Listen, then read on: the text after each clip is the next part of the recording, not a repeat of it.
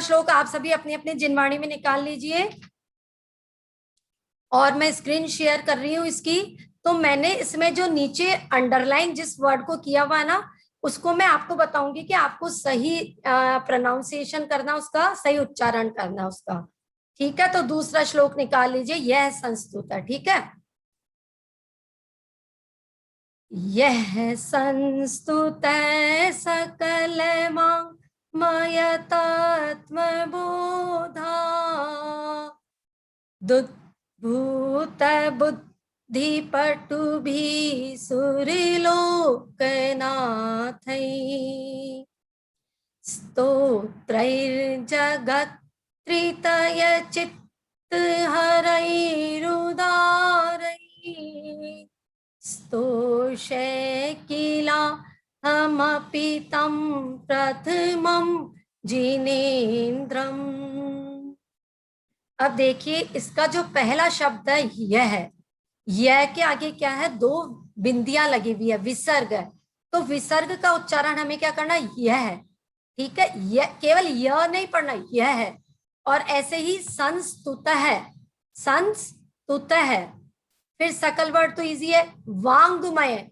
जो ये आपको ड दिख रहा है ना, ये यहाँ पे हमारे को क्या है, वांगमय। अंग, अंग जो पढ़ते ना, ए आई जब पढ़ते तो लास्ट में अंग वर्ड आता है वो। तो सकल वांगमय, वांगमय का मतलब होता है शास्त्र। ठीक है, तत्व बोधा। फिर दूसरे लाइन में देखिए, दुध द, जो सेकंड वाला द है वो आधा है, तो उस पर पूरा जोर नहीं देंगे। आप लोग कैसे बोलेंगे, दुध भूत। बड़ा हुआ है तो उसमें तो जोर लगाना है, दुध भूत। बुद्धि पटु भी सुरलोक नाथई। के नीचे अंडरलाइन इसलिए की है क्योंकि देखिए थ के ऊपर दो ए की मात्रा है, तो उसको ना थई, आई की मात्रा भी पढ़नी है और विसर्ग भी है, तो ना थई। और जो तीसरी लाइन है वो बहुत ही इंपॉर्टेंट वर्ड है इसका, स्तोत्रैर। अब आप इसमें क्या स्तोत्रैर पढ़ देंगे तो गलत हो जाएगा। मतलब आपको आधा स बोलना आना चाहिए। तो उसको कैसे बोलेंगे, देखिए स्तोत्रैर। कैसे बोलेंगे, स्तोत्रैर। ई आधा नहीं लगाएगा कोई भी मन से। स्तोत्रैर, जो जगत पे आधा रह लिखा हुआ ना ऊपर, वो रह त्रय के नीचे आएगा, तो क्या हो जाएगा, स्तोत्रैर जगत त्रितय चित्त हरई रुदारई। ये इसका सही प्रोनाउंसिएशन है। मैं इसको एक बार वापस बोल रही हूँ, फिर मैं किसी भी एक से सुनूंगी तो मुझे पता लग जाएगा कि आपको कितना आया है। ठीक है, हाँ मैं एक बार पढ़ के वापस सुना रही हूँ। यह संस्तुत सकल मय तत्व बोधा दुद्भूत बुद्धि पटु भी सुरलोक नाथई स्तोत्रैर्जगत् त्रितय चित्त हरैरुदारै स्तोषे किला हमपि तं प्रथमं जिनेन्द्रम्। अब अपना हैंड रेस कीजिए, कौन सुनाना चाहेगा। जो सुनाना चाहता है वो अपना हैंड रेस कीजिए। हाँ, अनम्यूट करो अवीरा। यह संस्तुत है सकल वाङ्मय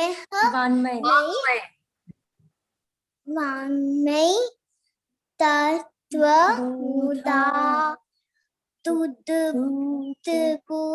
तुद्भूत बुद्धि पटु भी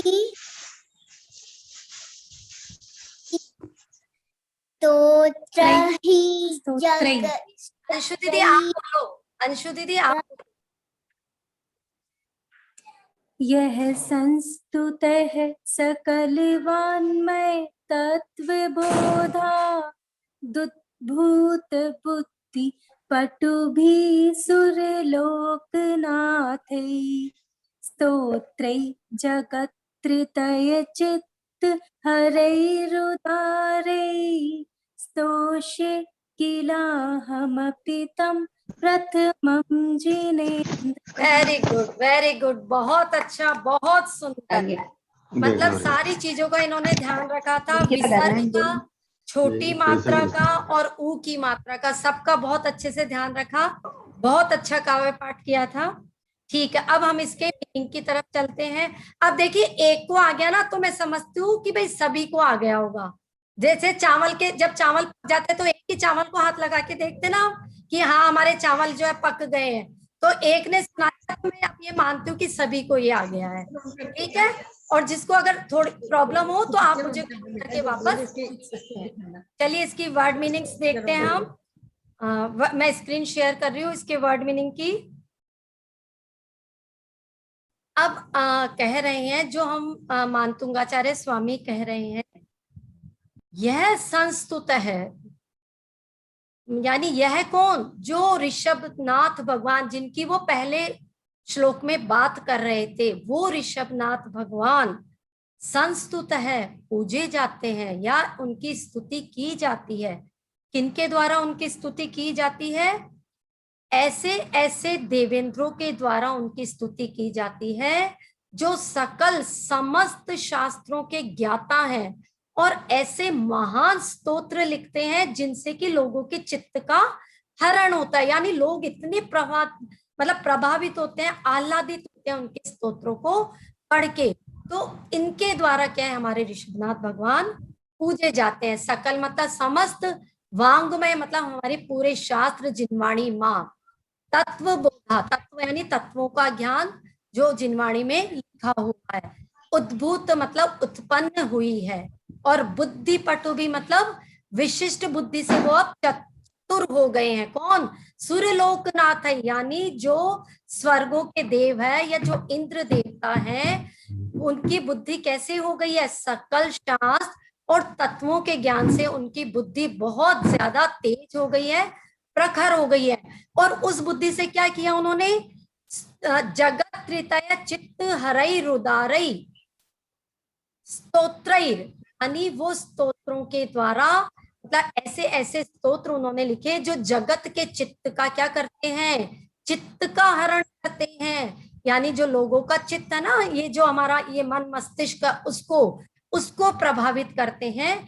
तो ऐसे स्तोत्रों के द्वारा आदिनाथ पूजे गए हैं। अच्छा, तो पूजे गए तो अब क्या चाहते हैं मानतुंगाचार्य स्वामी? तो देखिए वो लास्ट वाली लाइन में क्या कहते हैं? स्तोषय, स्तोषय मीन्स मैं भी क्या करूंगा? स्तुति करूंगा। किला, किल मीन्स निश्चय रूप से। अहम अपी मतलब मैं भी। प्रथमम जिनेन्द्रम, प्रथम जिनेन्द्र यानी आदिनाथ भगवान की मैं भी स्तुति करूंगा। अब इस पूरे को मैं एक बार वापस से समझाती हूँ कि मानतुंगाचार्य स्वामी कहते हैं कि हे आदिनाथ भगवान, आप ऐसे देवोंद्रों के द्वारा पूजित हैं, ऐसे देवताओं के द्वारा पूजित है, जिन्होंने महान स्तोत्र की रचना की है। और वो जो स्तोत्र हैं वो लोगों के चित्त को आकर्षित करते हैं, उनके चित्त को हरण करते हैं, और समस्त शास्त्रों के ज्ञान से उनकी बुद्धि एकदम प्रखर हो गई है, तेज हो गई है।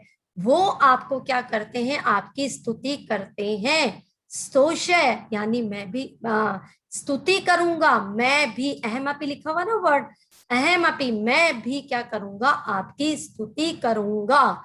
अभी तो उन्होंने क्या कहा है प्रभु से कि मैं स्तुति करूंगा, अभी की नहीं है, अभी प्रारंभ नहीं की है स्तुति। अभी सिर्फ वो क्या कह रहे हैं? पहले श्लोक में उन्होंने प्रणाम किया, दूसरे श्लोक में कहा मैं भी प्रणाम करूंगा। अब यहाँ पे जो वर्ड ध्यान देने वाला है वो क्या है? किलाहमपि, अहमपि यानी मैं भी। मैं भी का क्या मतलब है?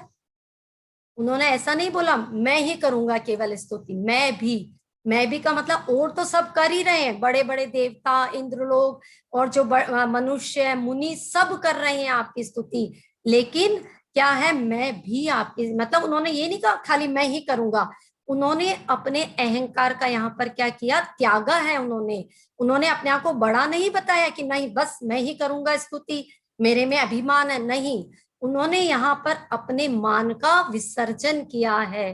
इतनी पवित्र भावनाएं थी मानतुंगाचार्य स्वामी की। वो अपने आप को यहाँ क्या कह रहे हैं, मैं श्रेष्ठ नहीं हूँ, सब इतने बड़े बड़े लोग पूजा कर रहे हैं, लेकिन प्रभु मैं चाहे छोटा ही सही लेकिन मैं भी आपकी स्तुति करूंगा। तो सभी को इसका अर्थ समझ में आया होगा? ठीक है, चलिए अब इसका रिद्धि मंत्र मैं आगे बताऊंगी। अब हम चलते हैं तीसरे श्लोक की तरफ। सभी अपनी अपनी जिनवाणी में तीसरा श्लोक निकाल लीजिए। ठीक है, हाँ अपनी अपनी जिनवाणी में तीसरा। हाँ पहले मैं इसको पढ़ करके आपको सुना रही हूं। बुद्ध्या विनापि विबुधा चित पाद पीठस् तो तुम समुद्यतमतिर्विगत त्रिपोहम् बालं विहाय जल संस्थितमिन्दुबिम्ब मन्यकैच्छति जनः सहसा ग्रहीतुम्। ये जो तीसरा श्लोक है, इसमें मानतुंगाचार्य स्वामी जो है ना, वो बता रहे हैं कि हमें प्रभु के सामने कैसा जाना चाहिए। बिल्कुल छोटा बन करके, बच्चा बन करके जाना चाहिए, बालक के समान जाना चाहिए। मतलब जो हम सोचते हैं ना, हम तो अरे हमें तो इतने शास्त्रों का ज्ञान है, हम तो इतना इतना हम पढ़े हुए हैं, पर वो सब चीजें आप एक तरफ छोड़ करके जाओ। जब आप मंदिर में प्रवेश करो तो सिर्फ और सिर्फ अपनी भक्ति भरा हृदय प्रभु के सामने लेके जाओ और बहुत छोटे बन करके जाओ। इसमें अभी बताएंगे, वो इसका अर्थ बताते हैं हम। चलिए इसके वर्ड, हाँ मैं इसको अंडरलाइन जो शब्द किए हैं मैंने, उनकी तरफ एक बार आप लोग ध्यान देंगे। एक एक शब्द को मैं बता रही हूँ। बुद्ध्या विनापी विबुधार्चित पाद। अच्छा, इसमें पीठ लिखा हुआ है ना, और अगली लाइन में जो स्तोतुम है तो उसका आदर्श है, आप कहाँ लगा देंगे, पीठस। कैसे पढ़ेंगे इसको, बुद्ध्या विनापि विबुधा चित पाद पीठस। ठीक है, वो आदर्श है, इधर ले आएंगे। फिर कैसे पढ़ेंगे, तो तुम समुद्यत मतिर विगत त्रिपुम। तो यहाँ पे जो समुद्यत वर्ड पढ़ना है, इसको अपने जो माइक है वो सभी अनम्यूट कर लीजिए, म्यूट कर लीजिए प्लीज। समुद्यत मतिर विगत त्रिपुम। आप इसको दो तरह से पढ़ सकते हैं। एक तो आप पढ़ सकते हैं विगत त्रपोहम या फिर विगतत्र पोहम, ये दोनों ही ठीक है ना। फिर तीसरी लाइन बिल्कुल इजी है, बालम विहाय जल संस्थित मिंदु बिंब मन्यः, इसमें भी विसर्ग मन्यः का इच्छति जन सहसा। यहाँ आपको पढ़ना ग्रहीतुम, ग्रहीतुम, इस वर्ड को ग्रह पढ़ना, ग्रह, ग्रहीतुम। ठीक है, अब इसके वर्ड मीनिंग शेयर करेंगे हम आपसे। हाँ जी फिर से वो बता रहे हैं अब कि आदिनाथ जो भगवान है, विबुध, विबुध का मतलब होता है देवता, अर्चित, वो क्या करते हैं, पूजते हैं। देवता लोग पूजते हैं किसको, पाद पीठ। पाद पीठ यानी जो भगवान जहाँ पे अपने चरण रखते हैं ना, सिंहासन, उसको बोलते हैं पाद पीठ। तो वो जो भगवान जहाँ पे अपने पैर रख रहे हैं उसको, अब देखिए आप भगवान को पूजने की बात नहीं आई है अभी, तो वो क्या कह रहे हैं, आप जहाँ पे पैर रखते हैं उस पादपीठ को भी प्रभु कौन पूजता है, देवता लोग पूजते हैं, है ना। तो कितनी महिमा होगी आपकी, तो जब आपका सिंहासन या जो पादपीठ है वही देवताओं के द्वारा पूजा जा रहा है। अब वो अपने बारे में बता रहे हैं मानतुंगाचार्य कि मैं कैसा हूं, मतलब आप तो इतने महिमाशाली हैं कि वो पाद की पीठ भी देवता पूज रहे हैं, लेकिन मैं कैसा हूं प्रभु, मैं तो कैसा हूं, विगत त्रप है यानी लज्जा रहित हूं। क्यों हूं लज्जा रहित, क्योंकि बुद्ध्या विनापी, मेरे पास तो आपकी स्तुति करने के लिए बुद्धि भी नहीं है। मैं बुद्धि के बिना आपकी स्तुति करने के लिए यहाँ पर आया हूं और मैं लज्जा रहित हूं। फिर भी क्या है, स्तोतुम, स्तुति करने के लिए समुद्यत तत्पर हुआ हूं, यानी आपके पास में आया हूं। अब क्यों आया हूं इसका एक एग्जाम्पल देकर के बता रहे हैं वो अगली जो 2 लाइनें हैं मानतुंगाचार्य जी ने लिखी है। बालक जल संस्थित मिंदु बिंब। क्या होता है, जो चंद्रमा का प्रतिबिंब होता है ना, वो जैसे हमें जलाशय में दिखाई देता है, अगर पानी का कोई बर्तन भर दे तो वो चंद्रमा का बिंब उसमें हमें दिखाई देता है। तो उस बिंब को जैसे ही छोटा बच्चा होता है ना देखता है, तो देखते के साथ ही वो क्या करता है, उसको पकड़ने की कोशिश करता है। क्यों कोशिश करता है, वो सोचता है चंद्रमा ऊपर है, लेकिन चंद्रमा मुझे अच्छा लग रहा है, मेरे हाथ छोटे छोटे हैं, मैं कैसे उसको पकड़ूंगा। तो वो क्या करता है, उसको चंद्रमा के बिंब को ही पकड़ने की कोशिश करता है। तो मन्य का इच्छति जन है सहसा ग्रही तुम, यानी बालक को छोड़ करके ऐसा कौन मनुष्य है जो उस चंद्रमा को पकड़ने की कोशिश करेगा, यानी कोई भी नहीं करेगा। तो कहने का क्या मतलब है, प्रभु हे आदिनाथ भगवान, मैं बालक के समान बुद्धि वाला हूं, मैं बिल्कुल छोटा बच्चा हूं, इसीलिए मैं क्या कर रहा हूं, मतलब मुझे पता है कि आपकी पाद पीठ भी बड़े बड़े देवताओं के द्वारा पूजी जा रही है, बड़े बड़े देवता बड़े बड़े स्तोत्र के द्वारा आपकी पूजा कर रहे हैं, और मुझ में तो बुद्धि भी नहीं है, मैं फिर भी लज्जा रहित होकर के आ गया हूं। क्यों? क्योंकि मुझे पता है बस मेरे पास क्या है, आपकी भक्ति करने के लिए भक्ति भरा हुआ हृदय मेरे पास में है। तो इसलिए अब इस श्लोक में देखिए, मैंने जो अपने ग्रुप का नाम लिखा है ना, मानतुंग के लघु नंदन, ये मैंने तीसरे श्लोक से प्रभावित होकर के ही अपने ग्रुप का नाम लिखा है, मानतुंग के लघु नंदन। एक तो मानतुंगाचार्य स्वयं अपने आप को क्या कह रहे हैं, मैं कम बुद्धि वाला हूं, मैं छोटा हूं। अच्छा, और हम क्या हैं, हम तो उनके छोटे छोटे बच्चे हैं, हमारे पास भी, हमें तो पता, हमें तो स्तोत्र लिखना भी नहीं आता, स्तुति करना भी नहीं आता।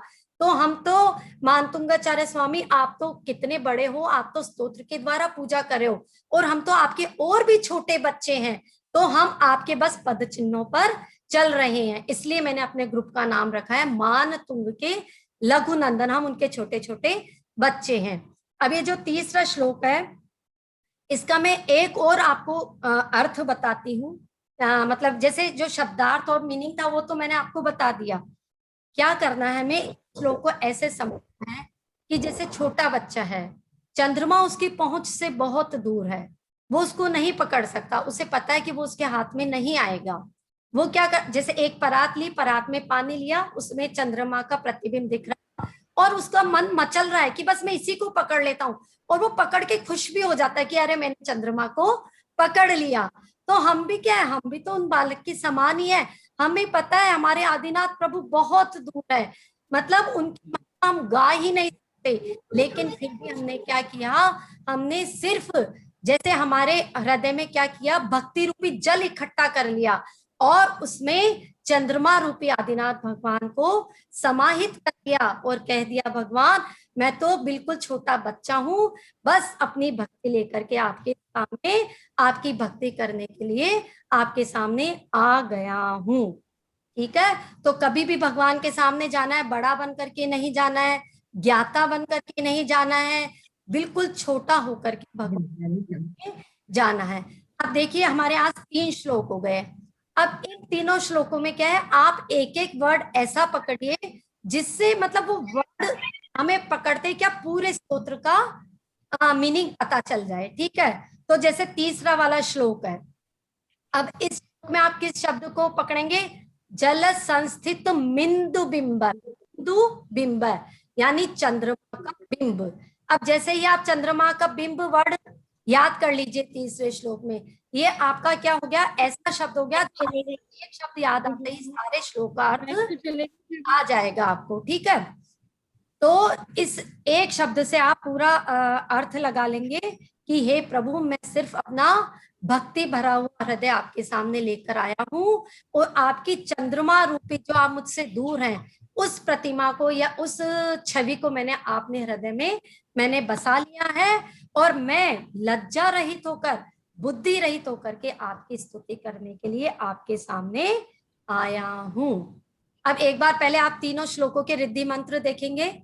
मैं तीनों के एक एक करके जो मैंने 3 पढ़ा है ना आपको श्लोक, उन तीनों के रिद्धि मंत्र शेयर कर रही हूँ स्क्रीन पे। कैसे लगा मम्मी? पहला वाला,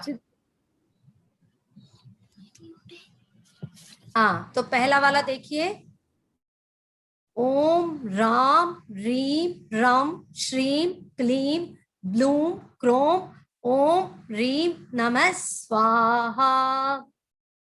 फिर इसका रिद्धि मंत्र जो है, ओम रीम अरिहम नमो अरिहंताणम नमो जीनाणम राम रीम रूम रोम ऐसियाऊसा ए प्रति चक्रे फट वी चक्राय झोम झोम नमः स्वाहा। ठीक है, तो जो पहला श्लोक है इसमें आया है नमो जिनाणम। नमो जिनाणम का मतलब है मैं ऐसे रिद्धिधारी मुनि को नमस्कार करता हूं जो मतलब जिनेंद्र भगवान तो नहीं है लेकिन जिनेंद्र भगवान से कम भी नहीं है, उनको इतनी रिद्धियां प्राप्ति है कि हम उन्हें जिनेंद्र भगवान की उपमा दे सकते हैं, तो मैं उनको नमस्कार करता हूं। फिर दूसरा रिद्धि मंत्र हमारा है ओम राम श्रीम क्लीम ब्लूम नमः। ओम रीम अरम नमो ओहि जिनाणम झोम झोम नमः स्वाहा। यानी ऐसे रिद्धिधारी मुनि जिन्हें अवधि ज्ञान प्राप्त है मैं उनको नमस्कार करता हूं।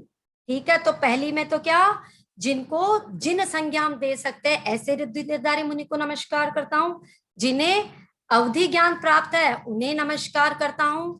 और जो तीसरा हमारा श्लोक है, ओम रीम श्रीम क्लीम सिद्धेभ्यो बुद्धेभ्यो सर्व सिद्धिदायकेभ्य नमः स्वाहा।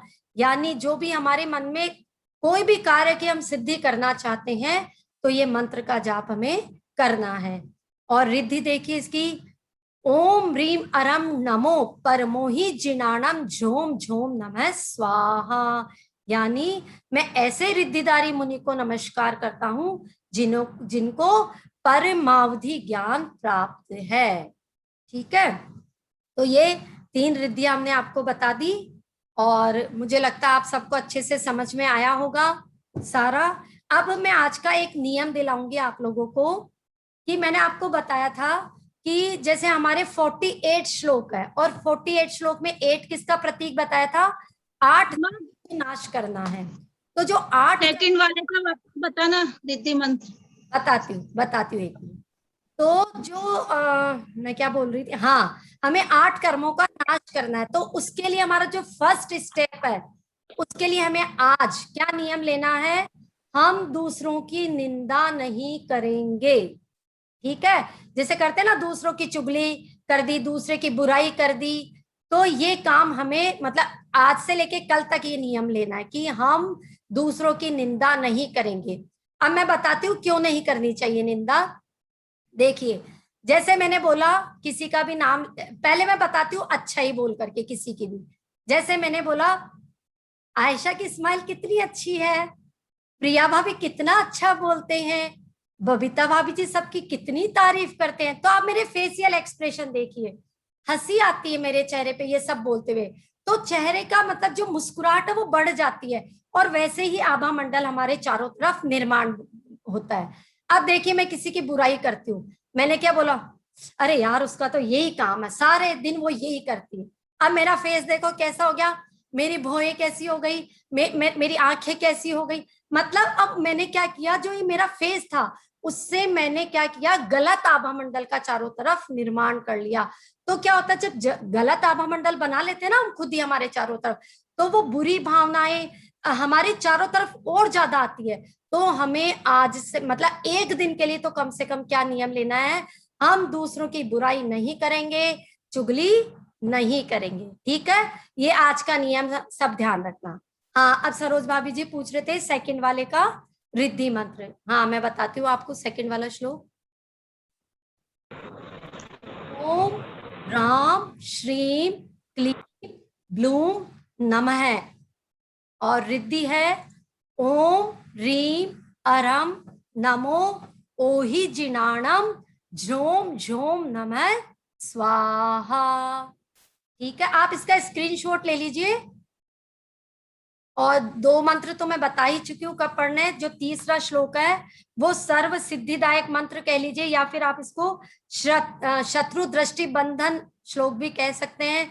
जैसे हमारे मन में कभी भी होता है ना कि कोई हमारे मतलब बुरे विचार हमारे मन में कोई रख रहा है, तो हम ठीक है, हम उसे नहीं सुधार सकते, हमें तीसरे श्लोक का पाठ करना है। ठीक है, अब सभी को मेरे हिसाब से समझ में आ गया होगा। अब आपकी कोई भी क्वेरीज है तो आप हैंड रेस कीजिए, मैं उसको अनम्यूट कर दूंगी।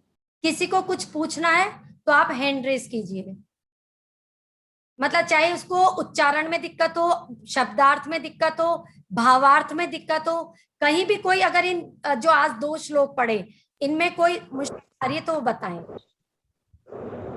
एनी? हाँ भाभी जी, हाँ जी, हाँ भावना भाभी। एक तो जैसे आपने कल पूरा मीनिंग पहले श्लोक का बताया था ना, पूरा फुल मीनिंग। हाँ हाँ, आज ये दूसरे और तीसरे का जैसे आपने शब्दों के अर्थ बता दिए, लेकिन फुल मीनिंग नहीं दिया। वापस बताऊं एक बार?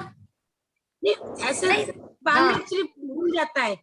हाँ, देखिए दूसरे का जो मीनिंग है एक्चुअली वो यही है कि हे आदिनाथ भगवान, आप ऐसे देवेंद्रों के द्वारा पूजे जाते हैं जिन्होंने बड़े बड़े स्तोत्रों की रचना की है, और वो स्तोत्र क्या करते हैं, लोगों के चित्त का हरण भी करते हैं, और साथ में क्या करते हैं, उनकी उन स्तोत्र से सकल वांग्मय सकल शास्त्र से उनकी बुद्धि चतुर भी हो गई है। तो ऐसे लोग आपको पूजते हैं, तो मैं भी आपकी स्तुति करूंगा। ठीक है, तीसरे का फिर से बता दो। हाँ, तीसरा, तीसरे का हाँ तीसरा क्या है, मानतुंगाचार्य स्वामी कहते हैं, हे प्रभु, आपका जो सिंहासन है वो बड़े बड़े के द्वारा पूजा जाता है, लेकिन मैं बुद्धिहीन हूँ, फिर भी करके आपकी स्तुति करने के लिए आ गया हूँ। और फिर उन्होंने करके बताया, जैसे कोई बच्चा है वो क्या करता है, जब चंद्रमा का प्रतिबिंब देखता है पानी, क्या करता है, पकड़ने की कोशिश करता है। तो क्या बच्चे के अलावा कोई इसको पकड़ने की कोशिश करेगा? क्या हम लोग पकड़ेंगे? हमें तो पता है चंद्रमा तो वहां है, नीचे थोड़ी चंद्रमा है। तो उस को छोड़ करके मनुष्य जो इच्छा करेगा उस चंद्रमा को पकड़ने की, यानी कोई भी नहीं करेगा। तो वो अब मानतुंग स्वामी कह रहे इसीलिए मैं बच्चा बन के आया हूं आपकी स्तुति करने के लिए। ठीक है।